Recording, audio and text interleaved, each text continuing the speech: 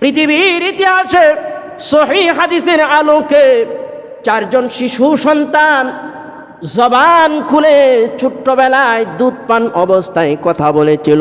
তার মধ্যে ওই শিশুটা, যেই শিশুটা মায়ের সামনে তেলের মধ্যে ফেলতে চেয়েছিল, দ্বিতীয় শিশু ছিল জুরাইজ আলাইহিস সালামের সময়। জুরাইজ সাক্ষী দেওয়ার জন্য ওই শিশু কথা বলেছিল। 3 নাম্বার আল্লাহর নবী ঈসা আলাইহিস সালাম ছোট্ট অবস্থায় কথা বলেছিল, শিশু অবস্থায় কথা বলেছিল। 4 নাম্বার ইউসুফ আলাইহিস সালামকে তহমত থেকে বাঁচানোর জন্য সেদিন ছোট্ট শিশু সাক্ষী দিয়েছিল। জোরে জোরে বলেন সুবহানাল্লাহ। ফেরাউনের মেয়ে ঘটনা জেনে গেল। দাসী বারংবার নিষেধ করলো, আমার ইমানের কথা প্রকাশ করিও না, কেননা আমি মুসা নবীর হাতে হাত রেখে ঈমান আনয়ন করেছি। কিন্তু ফেরাউনের মেয়ে তা গোপন রাখলো না, ফেরাউনের কাছে বলে দিল। এক পর্যায়ে ফেরাউন ওই দাসীকে ডাকলো, ডেকে বলছে, তুমি কি আমি ছাড়া অন্য কারো প্রতি ঈমান এনেছ? দাসী বলে, যেহেতু জেনেই ফেলেছেন আমি লুকাবো না, কোনো রকম গোপন করব না।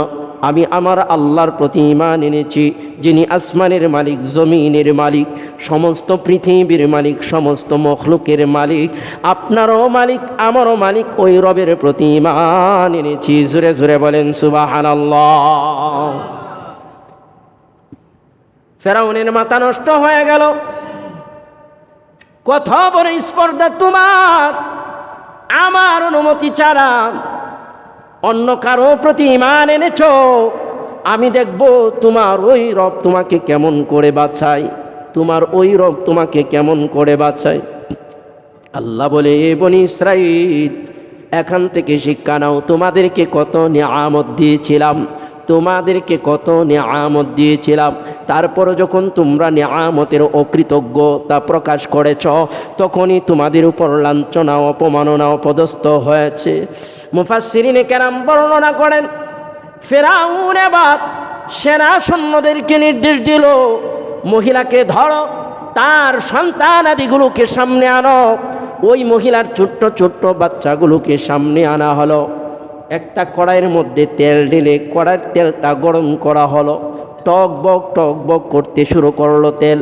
ওই তেলের মধ্যে মহিলার সামনে যখন তার বড় সন্তানটাকে ফেলে দেবে, এমন সময় বলছে ফেরাউন, ও দাসী শোনো, এখনো সময় আছে, আল্লাহকে ভুলে যাও, আমি ফেরাউনের প্রতি ঈমান আনো। আনা রব্বুকুমুল আ'লা। ফেরাউন দাবি করেছিল, কোরআনের বর্ণনায় ফিরাউন বলতো, আমি সব চাইতে বড় খোদা। জোরে জোরে বলেন নাউজুবিল্লাহ, জোরে জোরে বলেন নাউজুবিল্লাহ। ফেরাউন নিজেদেরকে বড় রব দাবি করত, ফেরাউন নিজেকে বড় রব দাবি করত। আনা রব্বুকুমুল আ'লা, আমি বড় রব, আমি বড় প্রতিপালক, এই বলে ফেরাউন যখন নিজেকে দাবি করত। মুফাসসিরিনে কেরাম বর্ণনা করেন, এখনো সময় আছে দাসী, তোমার সন্তানকে যদি বাঁচাইতে চাও, তাহলে ওই রবকে বলে আমি ফেরাউনের প্রতি ঈমান আনয়ন করো, ওই রবকে বলে আমি ফিরাউনের প্রতি ঈমান আনয়ন করো। কিন্তু মহিলা বলে, না না ফিরাউন, আমার সন্তানকে যদি তুমি হত্যাও করো, তারপরও ওই আল্লাহকে বলবো না। জোরে জোরে বলেন সুবহানাল্লাহ। মুফাসসিরিনে কেরাম বর্ণনা করেন, মায়ের সামনে জ্বলন্ত তেলের মধ্যে, গরম তেলের মধ্যে তার সন্তানটাকে যখন ফেলে দিল, আহারে, মায়ের চোখের সামনে যখন একজন সন্তানকে ওই গরম তেলের মধ্যে ফেলা হয়, সঙ্গে সঙ্গে যখন সন্তানটা মারা যায়, মায়ের মনে কত কষ্ট লাগে, শুনতেই তো কেমন লাগে। জোরে জোরে বলেন ঠিক কি না? কিন্তু মায়ের মন তারপর আল্লাহর প্রতি ঈমান আনয়ন করেছে। আল্লাহকে ডাক দেয়, মাওলা, আমি তোমার প্রতি ঈমান আনয়ন করেছি। দুনিয়ার সুখ বড় সুখ নয়, দুনিয়ার শান্তি বড় শান্তি নয়, একমাত্র তোমার শান্তি বড় শান্তি, তোমার সুখই বড় সুখ। এই কারণে আমার সন্তানকে যদিও গরম তেলের মধ্যে ফেলানো হচ্ছে, তারপরও আমি ঈমান ছাড়ব না। মুফাসসিরিনে কেরাম বর্ণনা করেন, এমন করে যখন আরেকটা সন্তানকে ফেলা হলো, তারপর মহিলা কোনো রকম ঈমান থেকে সরে না। মুফাসসিরিনে কেরাম বর্ণনা করেন, ওই মহিলা ছোট্ট একটা বাচ্চা ছিল, যে বুকের দুধ পান করত, প্রত্যেকটা মহিলা ছোট্ট বাচ্চা যারা থাকে, সবার ছোট যারা থাকে, তাদের প্রতি মায়ের ভালোবাসাটাও অন্যরকম থাকে। জোরে জোরে বলেন ঠিক কিনা? ওই মহিলার একটা বুকের দুধ পান করে ছোট্ট বাচ্চা ছিল। এবার ছোট্ট বাচ্চাটাকেও ওই গরম তেলের মধ্যে ফেলে দিবে। এমন সময় ফেরাউন ডেকে বলছে, ও মহিলা, এখনো সময় আছে, এখনো সময় আছে। তুমি যদি ঈমান আল্লাহর প্রতি থেকে সরায়া আমি ফেরাউনের প্রতি ঈমান আনায়ন করো, তাহলে কিন্তু তুমিও বেঁচে যাবে, তোমার সন্তানও বেঁচে যাবে। মুফাসসিরিনে কেরাম বর্ণনা করেন, পৃথিবীর ইতিহাসে সহিহ হাদিসের আলোকে 4 জন শিশু সন্তান জবান খুলে ছোট্টবেলায় দুধ পান অবস্থায় কথা বলেছিল। তার মধ্যে ওই শিশুটা, যেই শিশুটা মায়ের সামনে তেলের মধ্যে ফেলতে চেয়েছিল, দ্বিতীয় শিশু ছিল জুরাইজ আলাইহিস সালামের সময়। জুরাইজ সাক্ষী দেওয়ার জন্য ওই শিশু কথা বলেছিল। 3 নাম্বার আল্লাহর নবী ঈসা আলাইহিস সালাম ছোট্ট অবস্থায় কথা বলেছিল, শিশু অবস্থায় কথা বলেছিল। 4 নাম্বার ইউসুফ আলাইহিস সালামকে তহমত থেকে বাঁচানোর জন্য সেদিন ছোট্ট শিশু সাক্ষী দিয়েছিল। জোরে জোরে বলেন সুবহানাল্লাহ। মুফাসসিরিনে কেরাম বর্ণনা করেন, মা যখন নীরবে চোখের পানিগুলো গড়গড় করে ছাড়ে, ছোট্ট শিশুর জবান খুলিয়া গেল, জবান থেকে উচ্চারণ হয় মা মা। কাদার প্রয়োজন নাই, চোখের পানি মুছে ফেলুন। ফেরাউন যদিও আমাদেরকে গরম তেলের মধ্যে ফেলায়, ফেরাউন যদিও আমাদেরকে গরম তেলের মধ্যে ফেলায়, ওই গরম তেলের মধ্যে আল্লাহ জান্নাত রেখেছেন। জোরে জোরে বলেন সুবহানাল্লাহ। আল্লাহ বলেন, ইয়া বানি ইসরাঈল আযকুরু নি'মাতি আল্লাতী আন'আমতু আলাইকুম। হে বনি ইসরাইল, তোমরা লক্ষ্য করে দেখো, আমার নিয়ামতের কথা স্মরণ করো। যেই বনি ইসরাইলকে ফেরাউন গোলাম বানিয়ে রেখেছিল, নির্মমভাবে হত্যা করেছিল। শুধু তাই নয়, আল্লাহ বলে ফিরাউন যখন সেনা সৈন্যদেরকে নির্দেশ দিয়ে দিল তারা বনি ইসরাইলের ছোট্ট ছোট্ট ছেলে শিশুদেরকে ধরে ধরে হত্যা করত। শুধু তাই নয়, মায়ের গর্ভ থেকে যখন কোনো ছেলে সন্তান জন্ম হইত, সঙ্গে সঙ্গে তাদেরকে কতল করে ফেলতো। জোরে জোরে বলেন নাউজুবিল্লাহ। আল্লাহ বলে, বনি ইসরাইল, ওই কঠিন মুহূর্ত থেকেও আমি তোমাদেরকে পরিত্রাণ দিলাম। শুধু তাই নয়, যেই বনি ইসরাইলকে ফিরাউন গোলাম বানিয়ে রেখেছিল, আমি মহান রব্বুল আলামিন এমন চাল চাললাম, এমন কৌশল অবলম্বন করলাম, যেই বনি ইসরাইলের ছোট্ট ছোট্ট শিশুদেরকে ওই ফিরাউন ধরে ধরে হত্যা করত। আমি মহান রব্বুল আলামিন এমন কৌশল অবলম্বন করলাম, যেই কৌশলে ওই ফিরাউনের গড়েই আমি মুসা নবীকে লালিত পালিত করলাম। জোরে জোরে বলেন সুবহানাল্লাহ। এই নিয়ামত কার? আরো জোরে বলেন কার?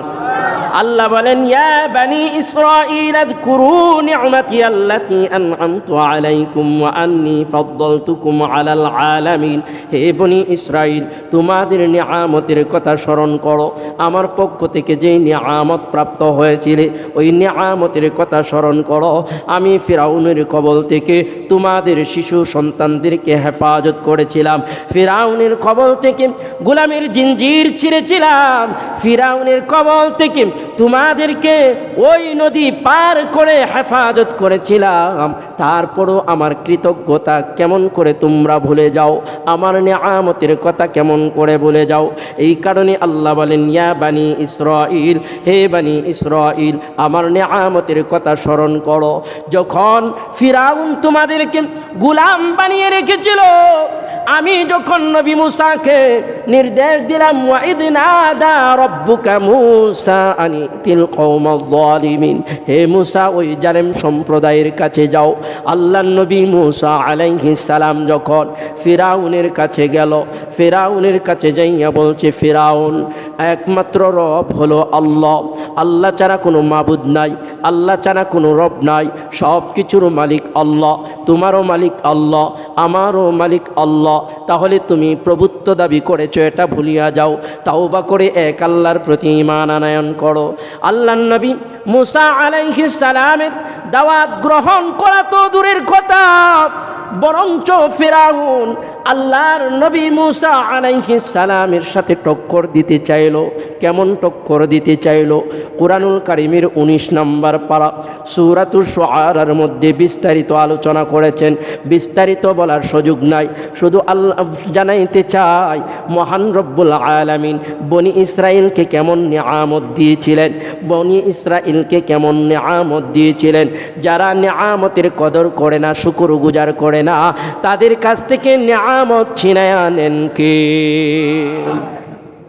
আজকে আপনি হায়াত নামক নিয়ামত পাইলেন, সুস্থতা নামক নিয়ামত পাইলেন, মুসলমানের ঘরে জন্মগ্রহণ করলেন, তারপরে যদি আল্লাহর দিন মানতে ভালো না লাগে, তারপরে যদি আল্লাহর হুকুম নামাজ পড়তে ভালো না লাগে, তারপরে যদি নবীর সুন্নত মুখে দাঁড়িয়ে রাখতে ভালো না লাগে, তারপরে যদি নবীর সুন্নত মাথায় টুপি দিতে ভালো না লাগে, তারপরে যদি কোরআন দিয়ে আপনার সমাজ রাষ্ট্র চলুক এটা যদি আপনার ভালো না লাগে, তাহলে বুঝতে হবে নিয়ামতের আপনি কদর করতে পারেন নাই। জোরে জোরে বলেন ঠিক কিনা? আল্লাহ বলেন মুসাকে আমি পাঠাইলাম, ফিরাউন মুসার দাওয়াত গ্রহণ করা তো দূরের কথা, বরং টক্কর দিতে আরম্ভ করলো। ডেকে বলে মুসা আমার ঘরেই খাইলা, আমার ঘরেই লালিত পালিত হইলা, আমার ঘরেই বড় হইলা, এখন বুঝি আমাকে নতুন ধর্মের শিক্ষা দিতে চাও, নতুন ধর্ম শিখাইতে চাও? আল্লাহর নবী মুসা বলে ফিরাউন এটা আমার ধর্ম নয়, আল্লাহর পক্ষ থেকে নবুয়ত প্রাপ্ত হয়েছি, এক আল্লাহর দাওয়াত দেওয়ার জন্য অনুমতি পেয়েছি, তুমি এক আল্লাহর প্রতি ঈমান আনয়ন করো। ফিরাউন ডেকে বলে মুসা তুমি যে এক আল্লাহর পয়গম্বর, তুমি যে আল্লাহর নবী, তার প্রমাণ কি? মুফাসসিরিনে কেরাম বর্ণনা করেন আল্লাহর নবী মুসা আলাইহিস সালাম দুইখানা হাত বগলের নিচে নিলেন, বগলের নিচ থেকে বের করলেন। আল্লাহ তাআলার মুজিজা মুসা নবীকে দিয়েছিলেন। ওই হাত দুইখানা বগলের নিচ থেকে বের করার সঙ্গে সঙ্গে এত উজ্জ্বল হইল, সূর্যের আলোর মতো হয়ে গেল। জোরে জোরে বলেন সুবহানাল্লাহ। ফেরাউনের রাজদরবারে সবাই অবাক হয়ে গেল। মুসা অনেক বড় জাদুকর, তার হাত বগলের নিচ থেকে বের করে আলোকিত করে দিল, আমাদের রাজপ্রাসাদ চমকায়া দিল। আল্লাহর নবী মুসা আলাইহিস সালাম বলে না না না না, এটা জাদুবিদ্যা নয়, এটা আমার মহান রব্বুল আলামিনের দেওয়া আমি নবীর প্রতি নিয়ামত। শুধু তাই নয়, আল্লাহ ডেকে বলে হে মুসা তোমার হাতের লাঠিটা মাটিতে ছাড়ো, তোমার হাতের লাঠিটা মাটিতে ছাড়ো, আরেকটা মুজিজা তুমি তাদেরকে দেখায়া দাও।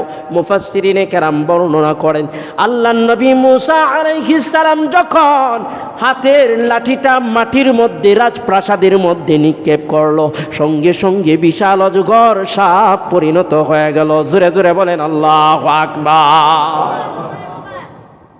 রাজপ্রাসাদের সবাই অবাক, এমপি মন্ত্রী সবাই অবাক, সর্বনাশ, মুসা বড় জাদুকর, কিন্তু তিনি যে আল্লাহর নবী এটা স্বীকার করতে চাই না। ফেরাউনের কাছে যখন সংবাদ পৌঁছাইল মুসা তো এমন এমন কাণ্ড দেখাইল, এমন এমন ঘটনা দেখাইল। ফেরাউন বলে তাহলে আমার দেশের যত জাদুকর আছে সবাইকে ডাকো, সবাইকে একত্রিত করো, মুসার সঙ্গে টক্কর দিতে হবে, মুসার সঙ্গে পাল্লা দিতে হবে। যখন সকল জাদুকরদেরকে ডাকানো হলো, সকল জাদুকররা যখন একত্রিত হলো, এবার ফেরাউন ডেকে বলছে হে জাদুকর, যেই মুসাকে তোমরা দেখতেছো ওই মুসা আমার কাছেই লালিত পালিত হয়েছে, আমার ঘরেই লালিত পালিত হয়েছে, কিন্তু আজকে সে নবী দাবি করে, আজকে সে বিভিন্ন রকম জাদু দেখায়, তোমরাও তার জাদুকে প্রতিহত করিয়া দাও। এবার আল্লাহর নবী মুসা আলাইহিস সালামকে বলা হলো, জাদুকররা বলছে হে মুসা তোমার কি আছে তুমি দেখাও। আল্লাহর নবী মুসা আলাইহিস সালাম বলছে না, আগে তোমরা দেখাও তারপর আমি দেখাবো, আগে তোমরা দেখাও তারপর আমি দেখাবো। লম্বা আলোচনা সংক্ষিপ্ত করছি। আল্লাহ যে বনি ইসরাইলকে কত নিয়ামত দিয়েছিলেন, কত নিয়ামত দিয়েছিলেন, যখন নিয়ামতের অস্বীকার করলো, যখন নিয়ামতের কদর করলো না, বনি ইসরাইলের কপালে লাঞ্ছনা অপমাননা নেমে আসলো। জোরে জোরে বলেন ঠিক কিনা? এই সমাজের মধ্যেও যারা মহান রব্বুল আলামিনের নিয়ামত পাওয়ার পর নিয়ামতের কদর করে না, সুস্থতার নিয়ামত পাওয়ার পর মালিককে ভুলিয়া যায়, দীর্ঘ হায়াত পাওয়ার পরও মালিককে ভুলিয়া যায়, অর্থ নামক নিয়ামত পাওয়ার পর যখন মালিককে ভুলিয়া যায়, সন্তান নামক নিয়ামত পাওয়ার পর যখন মালিককে ভুলিয়া যায়, সম্পদ নামক নিয়ামত পাওয়ার পর যখন মালিককে ভুলিয়া যায়, আমার মাওলা ডাকতে তাকে গোলাম রে, ওই বনি ইসরাইলের দিকে একবার তাকা, ওই বনি ইসরাইলের দিকে একবার তাকা। ওই বনি ইসরাইলকে আমি ধ্বংস করেছিলাম, লাঞ্ছনা অপমাননা করেছিলাম একমাত্র আমার নিয়ামতের শুকর না করার কারণে। জোরে জোরে বলেন ঠিক কি না?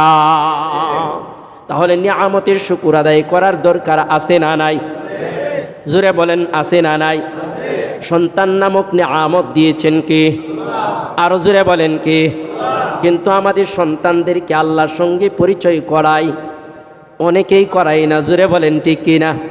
আমার সন্তানকে সকাল থেকে সন্ধ্যা পর্যন্ত দুনিয়ার শিক্ষা দেওয়ার জন্য হাজার হাজার লক্ষ লক্ষ টাকা খরচ করি, বাড়ি গাড়ি ছেড়ে অন্যত্র যে ভাড়া থাকি দুনিয়ার শিক্ষা দেওয়ার জন্য, কিন্তু আমার মাওলার সঙ্গে পরিচয় করানোর জন্য মাত্র 500 টাকা দামে একজন হুজুরকে রাইখা অল্প কিছু পড়ায় মনে মনে ভাবি আমার সন্তানের নিয়ামতের শুকুর আদায় হয়ে গেছে। জোরে জোরে বলেন ঠিক কি না? অথচ সন্তান কার নিয়ামত? আরো জোরে বলেন কার? তাহলে প্রথম শিক্ষাটা দিতে হবে কার দিকে? জোরে বলেন কার দিকে?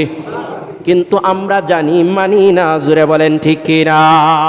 আল্লাহ ডাক দেই বান্দা, যার সন্তান নাই, যার সন্তান নাই তাকে জিজ্ঞাসা করে দেখো সন্তান নামক নিয়ামতের কত দাম, সন্তান নামক নিয়ামতের কত দাম।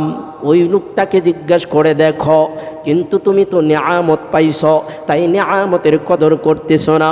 আল্লাহ ডাক দেয়, তোমাকে সন্তান নামক নিয়ামত দিলাম আমি রবের সঙ্গে পরিচয় করানোর জন্য, সন্তান নামক নিয়ামত দিলাম ওই সন্তান দ্বারা জমিনে আমার পরিচয় করানোর জন্য, সন্তান নামক নিয়ামত দিলাম ওই জমিনে আমি রবের বরত্ব প্রকাশ করার জন্য, ওই সন্তান নামক নিয়ামত দিলাম এই জমিনে আমার গোলামি করার জন্য। আর তুমি যখন ওই সন্তান নামক নিয়ামত পাইয়া আমি মাওলারে ভুলিয়া যাও, আমি রবকে ভুলিয়া যাও, আল্লাহ ডাক দেয় গোলাম না না না না, ভুলে যেও না। বনি ইসরাইল একমাত্র ধ্বংস হয়েছিল, লাঞ্ছিত অপমানিত হয়েছিল নিয়ামতের অশুকরিয়া আদায় করার জন্য। জোরে জোরে বলেন ঠিক কি না? আল্লাহর নবী মুসা আলাইহিস সালাম বিশাল মাঠের মধ্যে দাঁড়ায় আছে, হাজার হাজার জাদুকর তাদের জাদুবিদ্যা নিয়ে দাঁড়ায় আছে। আল্লাহর নবী মুসা আলাইহিস সালাম ডেকে বলছে, জাদুকররা তোমরা তোমাদের প্রদর্শনী আগে দেখাও, তোমরা তোমাদের প্রদর্শনী আগে দেখাও, আমারটা পরে দেখাবো। মুফাসসিরিনে কেরাম বর্ণনা করেন, সমস্ত জাদুকররা যখন একত্রিত হইয়া তাদের হাতের রশিগুলো মাটিতে ছেড়ে দিল, সমস্ত রশিগুলো সাপে পরিণত হয়ে গেল। আল্লাহর নবী মুসা আলাইহিস সালামকে আবার আল্লাহ ডাক দেয়, ও মুসা তুমি দেরি করতেছো কেন? তোমার হাতের লাঠিটা এবার মাটির মধ্যে ছেড়ে দাও, তোমার হাতের লাঠিটা এবার মাটির মধ্যে ছেড়ে দাও। মহান রব্বুল আলামিনের হুকুমে যখন আল্লাহর নবী মুসা আলাইহিস সালামের হাতের লাঠিটা জমিনের মধ্যে ছেড়ে দিল, সঙ্গে সঙ্গে জাদুকরদের সমস্ত বানানো সাপ আল্লাহর নবী মুসা আলাইহিস সালামের লাঠি সাপ হয়ে গিলে খেয়ে নিল। জোরে জোরে বলেন আল্লাহু আকবার। আল্লাহ বলেন, হে বনি ইসরাইল, সেদিনও আমি ফিরাউনের সামনে বনি ইসরাইলের সম্মান রেখেছি, সেদিনও বনি ইসরাইলকে মাথা উঁচু করে বাসতে দিয়েছি, ফিরাউনের সমস্ত জাদুকরদেরকে মাথা নত করে দিয়েছি। মুফাসসিরিনে কেরাম বর্ণনা করেন, শুধু তাই নয়, যেই জাদুকররা আল্লাহর নবী মুসা আলাইহিস সালামের বিরুদ্ধে টক্কর দিতে এসেছিল, প্রতিবাদ করতে এসেছিল, আল্লাহর নবী সাল্লাল্লাহু আলাইহি আল্লাহর নবী মুসা আলাইহিস সালামের বিরুদ্ধে জাদু দেখানোর জন্য এসেছিল, সমস্ত জাদুকররা একজন অপরজনের ফেরাউনের দিকে তাকায় আছে। মুফাসসিরিনে কেরাম বর্ণনা করেন একজন আর একজনকে ইশারায় বলতেছে, এরে জাদুকর, তোমার মন থেকে বলো, দিল থেকে বলো, আল্লাহর নবী মুসা যা দেখাইলো তা কি জাদু? বলে না না না না, আমাদের চাইতে জাদুবিদ্যা পারদর্শী মিশরের মধ্যে আর কেউ নাই। মুসা যা দেখালো এটা জাদু হতে পারে না, এটা নিঃসন্দেহে মহান রব্বুল আলামিনের পক্ষ থেকে আল্লাহর নবী মুসাকে দেওয়া মুজিজা। জোরে জোরে বলেন সুবহানাল্লাহ। এই বলে সমস্ত জাদুকররা ঈমান আনয়ন করলো। আল্লাহর নবী মুসা আলাইহিস সালামের হাতে হাত রেখে বলতেছে, হে মুসা, আমি তোমার প্রতি ঈমান আনয়ন করলাম, তোমার রবের প্রতি ঈমান আনয়ন করলাম। ফেরাউন দেখলো সমস্ত জাদুকররা মুসার সঙ্গে পাল্টাপাল্টি করবে তো দূরের কথা, টক্কর দিবে তো দূরের কথা, বরঞ্চ তারা সকলেই ঈমান আনয়ন করলো। ফেরাউন মাথা নষ্ট হয়ে গেল। খবর ছড়িয়ে দেওয়া হলো, এই মুসাকে ছেড়ে দেওয়া যাবে না, মুসাকে ছেড়ে দেওয়া যাবে না, যেভাবেই হোক তাকে ধরতে হবে, এবং যেই বনি ইসরাইলা তার সঙ্গে আছে তাদেরকে ধরতে হবে, তাদেরকে হত্যা করতে হবে। আল্লাহর নবী মুসা আলাইহিস সালাম যখন ওই বনি ইসরাইলদেরকে নিয়ে রাতের আধারে মিশর থেকে পালাইতে চাইলেন, আল্লাহ তাআলা বলতেছেন, মুসা তুমি তোমার বনি ইসরাইল উম্মতদেরকে নিয়ে মিশর ছাড়িয়ে দাও। আল্লাহর নবী মুসা আলাইহিস সালাম যখন বনি ইসরাইলকে নিয়ে ওই মিশর ত্যাগ করার জন্য রওনা হয়ে গেল, প্রতিমধ্যেই নদী বাঁধলো, যেই নদীতে ফিরাউনকে চুবিয়ে মারা হলো, ডুবায়া মারা হলো। ওই নদীর সামনে যাওয়ার পর বনি ইসরাইলরা বলতেছে, হে মুসা, আমরা আগেই বলেছিলাম তোমার সঙ্গে যাব না, তোমার সঙ্গে যাইলে আমরা মারা পড়ব, তোমার সঙ্গে যাইলে আমরা মারা পড়ব। এখন যদি ফিরাউনের বাহিনী আমাদেরকে ধরতে পারে, আস্ত রাখবে না, হত্যা করে ফেলবে। আর এত বড় নদী আমরা কেমন করে পার হব? এত বড় নদী আমরা কেমন করে পার হব? সঙ্গে সঙ্গে আল্লাহর নবী মুসা আলাইহিস সালাম আল্লাহর দরবারে জানাইলো, আল্লাহ, কেমন করে বনি ইসরাইলদেরকে নিয়ে এই বিপদ থেকে পার হব? কেমন করে বনি ইসরাইলকে নিয়ে এই বিপদ থেকে পার হব? সঙ্গে সঙ্গে আল্লাহ জানায়া দিলেন, ওগো আমার পয়গম্বর মুসা, তোমার হাতের লাঠির দ্বারা ওই দরিয়ার মধ্যে আঘাত করো, তোমার হাতের লাঠির দ্বারা নদীর মধ্যে আঘাত করো, তোমার হাতের লাঠির দ্বারা সমুদ্রের মধ্যে আঘাত করো, বাকি ব্যবস্থা আমি মহান রব্বুল আলামিন করে দিব। জোরে জোরে বলেন সুবহানাল্লাহ। মুফাসসিরিনে কেরাম বর্ণনা করেন, সূরাতুশ শুআরার মধ্যে এসেছে, আল্লাহর নবী মুসা আলাইহিস সালাম যখন হাতের লাঠির দ্বারা দরিয়ার মধ্যে আঘাত করলো, হাতের লাঠির দ্বারা নদীর মধ্যে আঘাত করলো, পানির মধ্যে আঘাত করলো, সঙ্গে সঙ্গে একটা নয় মতান্তরে 12টা গোত্রের জন্য মহান রব্বুল আলামিন 12টা রাস্তা তৈয়ার করে দিল। জোরে জোরে বলেন সুবহানাল্লাহ। আল্লাহ এই কথাই বলতেছেন, ইয়া বানি ইসরাঈল আযকুরু নি'মাতি আল্লাতী আন'আমতু আলাইকুম ওয়া আন্নী ফাদ্দালতুকুম আলাল আলামিন। হে বনি ইসরাঈল, আমি আল্লাহ যে তোমাদেরকে এত বড় নিয়ামত দিলাম, তোমার সন্তানদেরকে ওই ফেরাউনের হাত থেকে বাঁচাইলাম। শুধু তাই নয়, ফেরাউনের উপরে তোমাদের সম্মান দিলাম। শুধু তাই নয়, ফেরাউনের কবল থেকে তোমাদেরকে নদীর মধ্যে রাস্তা করে বাঁচাইয়া দিলাম, দরিয়ার মধ্যে রাস্তা করে বাঁচাইয়া দিলাম। তারপর আমি নিয়ামতের কথা বলে যাও, আমি আল্লাহর নিয়ামতের কথা বলিয়া যাও। আল্লাহ ডাক দেয়, ও বনি ইসরাঈল শোনো, যারা আমার নিয়ামতের কথা বলিয়া যায়, যারা আমার নিয়ামতের কথা বুনিয়া যায়, তাদের বিষয়ে আল্লাহ ডাক দেয়, ওদের জন্যই আমার লাঞ্ছনা, অপমাননা, অপদস্থ থাকবে। জোরে জোরে বলেন নাউজুবিল্লাহ। নিয়ামত দেন কি? আরো জোরে বলেন কি? নিয়ামতের শুকর আদায় করলে নিয়ামত বাড়ায়া দেয় কি? আর নিয়ামতের শুকর আদায় না করলে নিয়ামত ছিনায় নেয় কি? আল্লাহ বলে, ইয়া বানি ইসরাঈল আযকুরু নি'মাতি আল্লাতী আন'আমতু আলাইকুম ওয়া আন্নী ফাদ্দালতুকুম আলাল আলামিন। আমি ওই বনি ইসরাঈলকে নিয়ামত দিয়েছিলাম, নিয়ামতের শুকর আদায় না করার জন্য ফেরাউনের কবল থেকে যখন বাঁচাইলাম, ফেরাউনের কবল থেকে যখন ওই বনি ইসরাঈলকে বাঁচাইয়া দিলাম, এবার আমি আল্লাহ হুকুম করলাম, ওগো আমার পয়গম্বর মুসা, তুমি তোমার উম্মতদেরকে লইয়া, বনি ইসরাঈলদেরকে লইয়া শাম এবং সিরিয়ার বিরুদ্ধে যুদ্ধ করো, সেখানে মূর্তি পূজারী আছে, আমি আল্লাহর বিরুদ্ধ আচরণ করে এমন কিছু জাতি আছে যারা যে জাতিটা বড় শক্তিশালী, ওই জাতির বিরুদ্ধে যুদ্ধ করো। সেদিন আল্লাহ তাআলার হুকুমকে অমান্য করে বনি ইসরাইল বলেছিল, এ মূসা আমরা যুদ্ধ করতে পারবো না, তুমি তোমার রব যুদ্ধ করতে যাও। জোরে জোরে বলেন নাউজুবিল্লাহ। সেদিন আল্লাহ বলেছিল, বনি ইসরাইল শুধু আমার নেয়ামতের অস্বীকার করার কারণে, আমার নেয়ামতগুলো ভুলে যাওয়ার কারণে আমি আল্লাহ সুবহানাহু ওয়া তাআলা ওই বনি ইসরাইলকে ময়দানে তিহের মধ্যেই এমনভাবে আটকিয়ে দিয়েছিলাম, সেখানে 1 বৎসর নয়, 2 বৎসর নয়, বৎসরের পর বৎসর, যুগের পর যুগ আমি তাদেরকে সেই মরুভূমিতে আটকিয়ে রেখেছিলাম। জোরে বলেন আল্লাহু আকবার।